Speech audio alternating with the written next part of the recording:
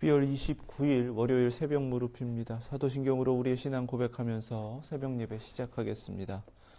전능하사 천지를 만드신 하나님 아버지를 내가 믿사오며 그 외아들 우리 주 예수 그리스도를 믿사오니 이는 성령으로 잉태하사 동정녀 마리아에게 나시고 본디오 빌라도에게 고난을 받으사 십자가에 못 박혀 죽으시고 장사한 지 사흘 만에 죽은 자 가운데서 다시 살아나시며 하늘에 오르사 전능하신 하나님 우편에 앉아 계시다가 저리로서 산 자와 죽은 자를 심판하러 오시리라.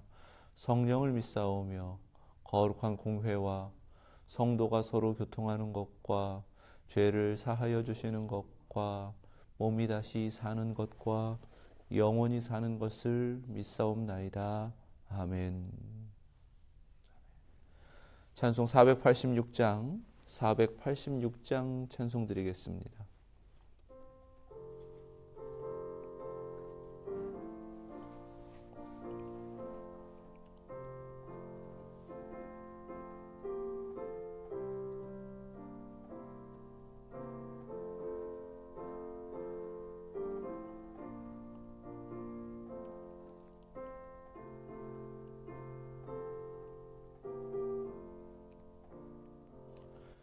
이 세상에 근심된 일이 많고 참 평안을 몰랐구나. 내 주 예수 날 오라 부르시니 오 평안히 쉬리로다. 주 예수의 구원의 은혜로다. 참 기쁘고 즐겁구나. 그 은혜를 영원히 누리겠네. 오 평안히 쉬리로다.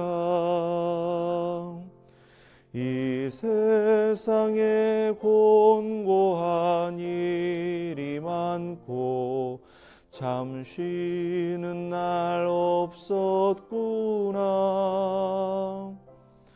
내 주 예수 날 사랑하시오니 오 평안히 쉬리로다. 주 예수의 구원의 은혜로다. 참 기쁘고 즐겁구나. 그 은혜를 영원히 누리겠네. 곧 평안히 쉬리로다.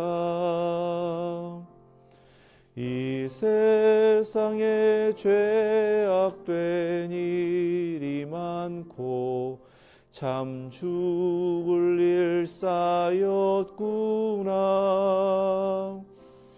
내 주 예수 날 건져 주시오니 곧 평안히 쉬리로다.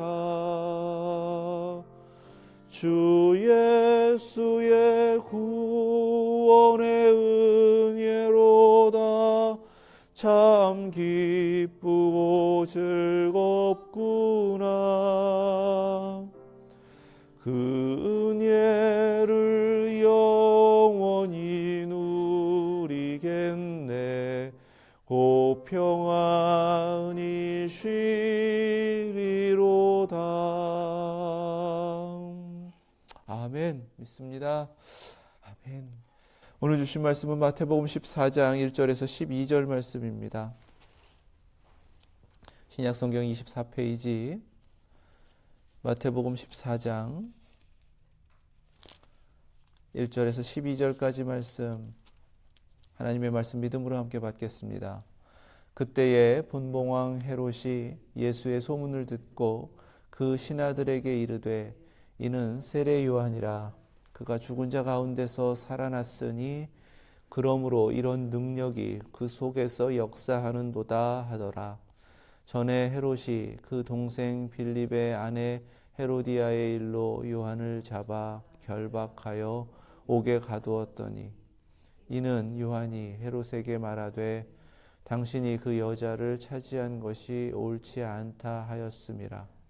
헤롯이 요한을 죽이려 하되 무리가 그를 선지자로 여김으로 그들을 두려워하더니 마침 헤롯의 생일이 되어 헤로디아의 딸이 연석 가운데서 춤을 추어 헤롯을 기쁘게 하니 헤롯이 맹세로 그에게 무엇이든지 달라는 대로 주겠다고 약속하거늘 그가 제 어머니의 시킴을 듣고 이르되 세례 요한의 머리를 소반에 얹어 여기서 내게 주소서 하니 왕이 근심하나 자기가 맹세한 것과 그 함께 앉은 사람들 때문에 주라 명하고 사람을 보내어 옥에서 요한의 목을 베어 그 머리를 소반에 얹어서 그 소녀에게 주니 그가 자기 어머니에게로 가져가니라. 요한의 제자들이 와서 시체를 가져다가 장사하고 가서 예수께 아뢰니라. 아멘. 하나님 말씀입니다. 예수님 고향에서 배척당하셨어요. 그 배척당하신 일이 이제 예수님께서 이뤄가시는 그 구원의 사역 가운데 계속되는 세상의 반대 그리고 악한 사단의 역사로 이어진다라는 것을 시작하시는 바로 그 부분이기도 합니다. 이런 가운데에서 이전에 있었던 한 가지 큰 사건을 오늘 말씀 속에서 우리에게 보게 하십니다.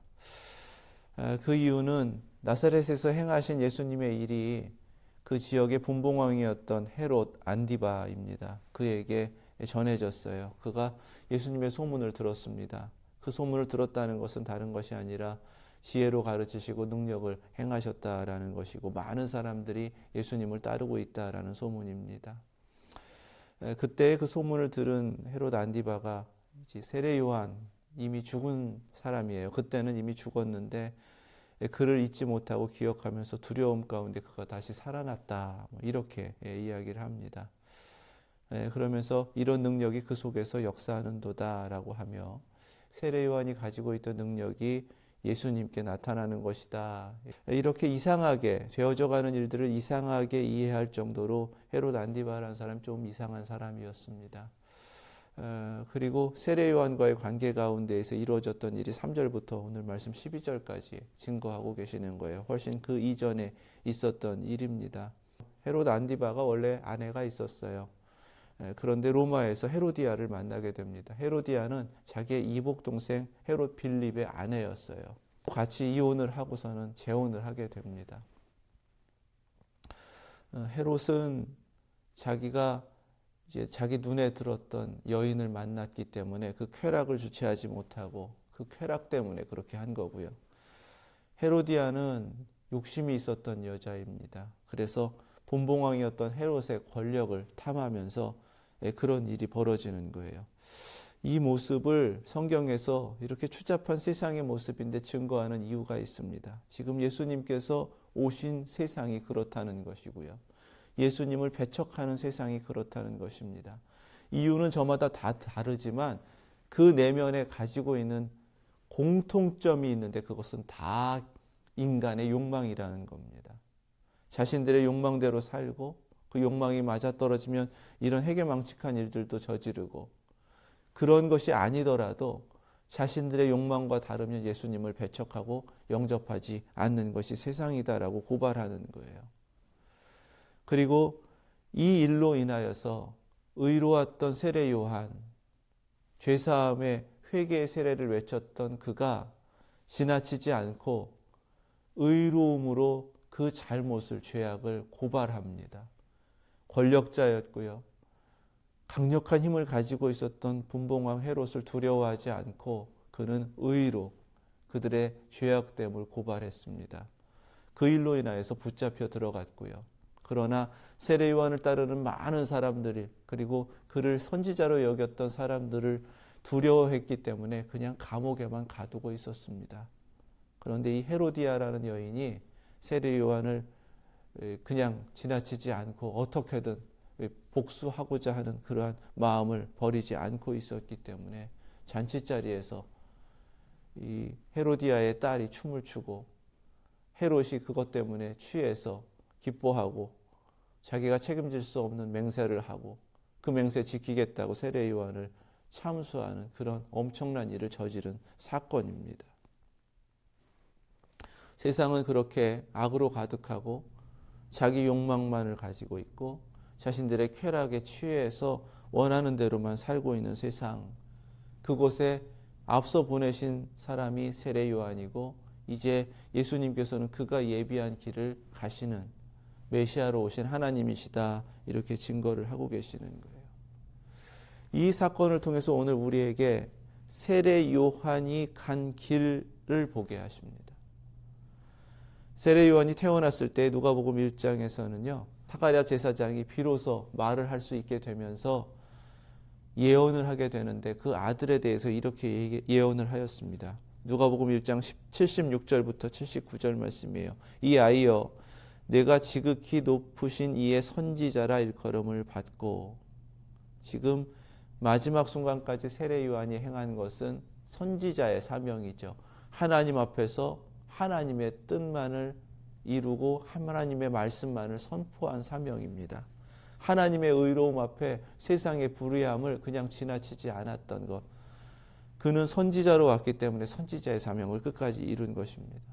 태어났을 때 아버지가 예언했던 그 말씀을 그대로 성취해 가는 것입니다. 주 앞에 앞서가서 그 길을 준비하여 주의 백성에게 그 죄사함으로 말미암는 구원을 알게 하리니. 그가 죽을 때까지 사명으로 감당해야 됐던 일은 이 세상의 죄악됨을 고발하고 하나님께로 나와 용서함을 받도록 하는 바로 그 사명이었는데 그 사명 이루다가 이렇게 죽임을 당한 거예요. 이는 우리 하나님의 긍휼로 인함이라. 이로써 돋는 해가 위로부터 우리에게 임하여 어둠과 죽음의 그늘에 앉은 자에게 비치고 우리 발을 평강의 길로 인도하시리로다 하니라. 아멘. 그가 또한 준비해야 될 오실 메시아의 길, 그분은 빛처럼 오실 것이기 때문에 빛이 없는 어둠을 향해서 그분이 오신다라고 외쳐야 했습니다. 그러니까 죄악으로 가득한 곳, 그 탐욕으로 가득한 곳, 그 어둠 속으로 그는 외면하지 않고 하나님의 뜻을 외치고 그 불의함을 고발하고 그렇게 맞섰던 겁니다. 이 예언의 말씀이 지금 세례 요한에게 그대로 이루어진 거예요. 두려움 없이 세상의 죄악에 맞섰고요. 그 죄악 가운데에서 하나님은 여전히 살아계시고 역사하신다라는 하나님을 증거했던 것입니다.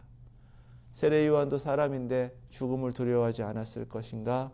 그럼에도 그는 죽음을 넘어서서 그 사명을 감당할 수 있었습니다. 그것은 바로 하나님을 두려워했기 때문에 그래요. 사명자라는 것은 하나님을 두려워하고 경외함으로 그 사명을 이루어가는 것이다. 이렇게 세례 요한의 죽음을 통해 우리에게 깨닫게 하시는 것입니다. 어제도 말씀 나눴지만 그렇기에 하나님을 의지하는 사람은 두려워하지 않을 수 있다라는 그 당당함과 용기를 허락하여 주시는 것입니다. 세례 요한은 그렇게 자신에게 주어진 그 사명의 길, 예언의 말씀대로 그대로 이루어져가는 그 길을 가는데 그 길은 결국은 너무나 어처구니 없는 죽음의 일이었습니다.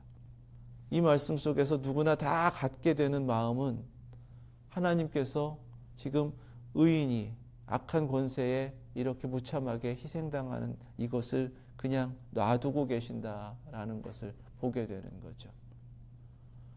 세례 요한은 마찬가지로 우리보다 더한 그 참혹한 현실 속에서 하나님 앞에 그렇게 기도했을 것입니다. 불의한 세상, 하나님께서 이 세상을 심판하셔야 합니다. 아마 그런 마음과 기도를 가지고서 그 사명을 감당했을 거예요. 그러나 하나님은 하나님의 정하신 때까지 그냥 두고 계신다라는 사실입니다. 그러나 그 악이 영원한가? 그렇지 않습니다.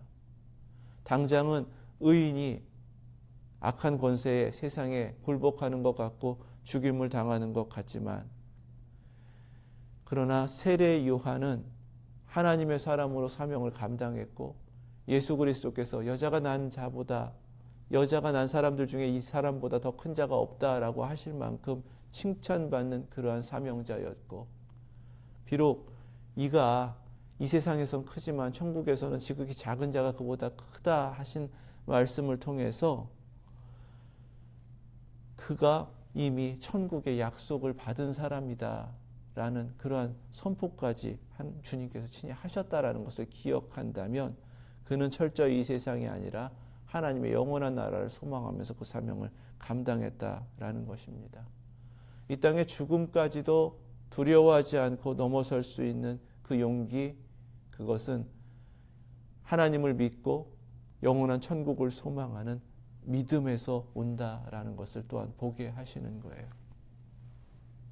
몸을 죽이는 권세를 두려워하지 않고 하나님을 경외함으로 영원히 우리의 영혼까지라도 책임지시는 하나님을 의지하는 믿음, 그것이 오늘 우리에게 사명자의 길을 간다는 것은 이렇게 요한과 같은 두려움 없는 하나님만을 경외하는 믿음으로 끝까지 가는 것이다 라고 깨닫게 하시는 것입니다. 누가복음 12장 4절 5절 말씀에 예수님께서 그렇게 가르쳐 주셨습니다. 내가 내 친구 너희에게 말하노니 몸을 죽이고 그 후에는 능히 더 못하는 자들을 두려워하지 말라. 마땅히 두려워할 자를 내가 너희에게 보이리니 곧 죽인 후에 또한 지옥에 던져 넣는 권세 있는 그를 두려워하라. 내가 참으로 너희에게 이르노니 그를 두려워하라. 아멘. 예수 제자들에게 우리 주님께서 친히 오늘도 말씀하시는 겁니다. 진정한 하나님을 경외하는 믿음으로 서라. 예수 그리스도를 믿는다면 영생이 약속되어 있다. 그렇다면 하나님 앞에 하나님을 경외하는 신앙으로 이 세상 그 어떤 것도 두려움 없이 그 사명 감당할 수 있다. 이 약속된 말씀 붙잡으시고 올 한 해 이 마무리하는 이때에 철저하게 하나님을 경외하는 신앙으로 다시금 일어서셔서 내년도 새로운 한 해를 맞이하시고 사명자로 서실 수 있기를 주님의 이름으로 축원합니다. 요한의 죽음은 요한의 죽음으로 끝나는 것이 아닙니다. 그에게 예언된 것처럼 또 이미 앞서 선지자를 통해서 그는 엘리야와 같은 선지자이다. 오실 분의 길을 준비하는 것이 그의 사명이다 라고 하신 그 말씀을 다 성취한 사람입니다. 그러면 그의 죽음까지도 이제 주님이 가셔야 할 길이다 라는 것을 또한 예표하는 것이 이 사건입니다. 그래서 중요한 겁니다. 오늘 말씀 12절에 그렇게 이어지는 것은 앞서간 세례 요한이 이미 준비한 그 길은 바로 이렇게 주님도 가셔야 할 죽음의 길이다 라는 것을 우리에게 깨닫게 하시는 거죠. 주님은 아시면서 그 길 가셨다는 것입니다. 선지자를 보내 광야에 길을 내는 것과 같은 놀라운 역사를 이루어가면서 오실 주님을 이 땅 가운데 선포하는 그 사명을 감당한 것, 세례 요한이 준비하는 길은 그것만이 아니라 이제 예수님께서 담당하셔야 될 그 죽음의 길도 자신의 죽음으로 미리 예비했다라는 사실입니다. 이것이 바로 오시는 주님을 기다리면서 그 길을 준비하고 예비해야 될 오늘 우리의 사명의 모습이기도 합니다. 철저하게 영원한 것을 소망하면서요, 주님이 모든 것을 이루신다. 오실 때는 옛 하늘과 옛 땅은 사라지고 새 하늘과 새 땅을 창조하시기 때문에 이전 것은 다 사라지는, 모든 것이 새로워지는 하나님의 역사가 이루어지는 것이다. 이 소망을 가지고서 철저하게 영원한 것에만 소망을 두고 하나님 앞에 그 사명을 감당해야 한다라는 사실입니다. 마태복음 5장 10절에서 12절 말씀이에요. 그래서 요한의 죽음을 우리는 이렇게 깨달을 수 있습니다. 의를 위하여 박해를 받은 자는 복이 있나니 천국이 그들의 것임이라.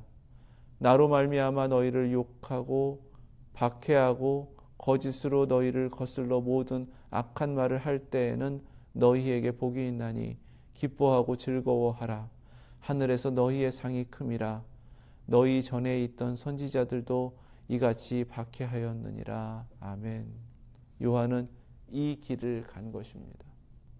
그것은 영원한 나라를 바라봤고 그곳에서 허락하실 주님의 상을 바라봤기 때문에 그래요. 이것이 오늘을 이기는 내일의 약속이고 또 우리에게 허락하신 믿음이기도 합니다. 모든 것을 하나님이 다스리고 계십니다.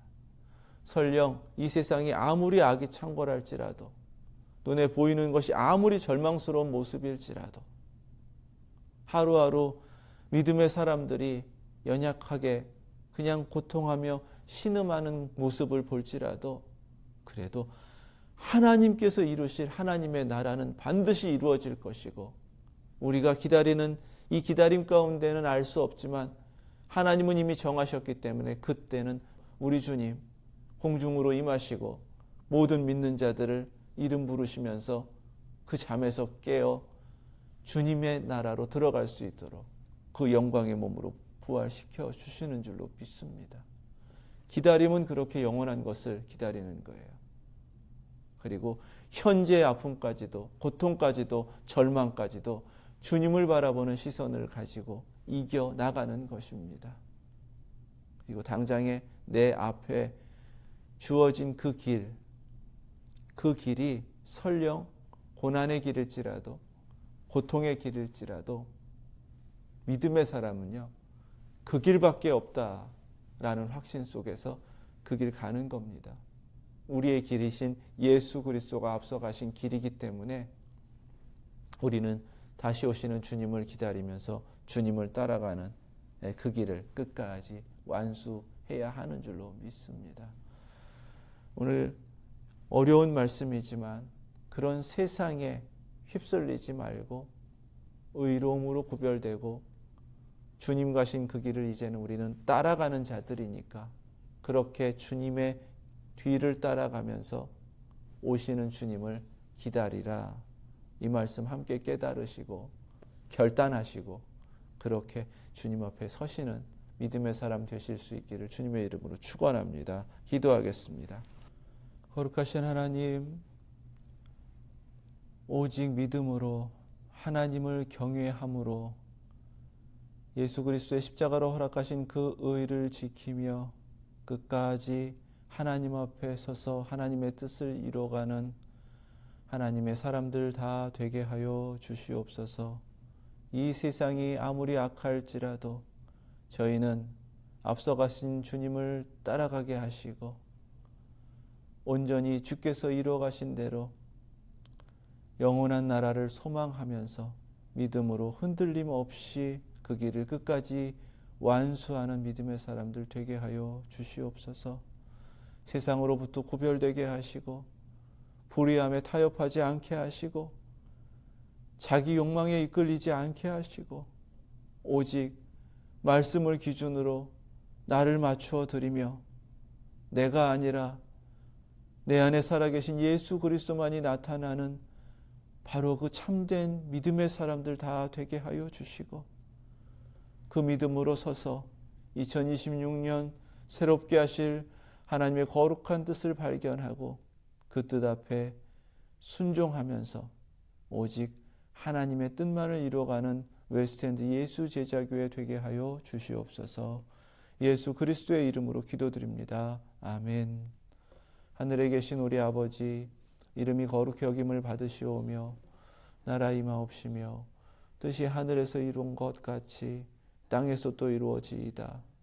오늘날 우리에게 일용할 양식을 주옵시고 우리가 우리에게 죄 지은 자를 사하여 준 것 같이 우리의 죄를 사하여 주옵시고 우리를 시험에 들게 하지 마옵시고 다만 악에서 구하옵소서. 나라와 권세와 영광이 아버지께 영원히 있사옵나이다. 아멘.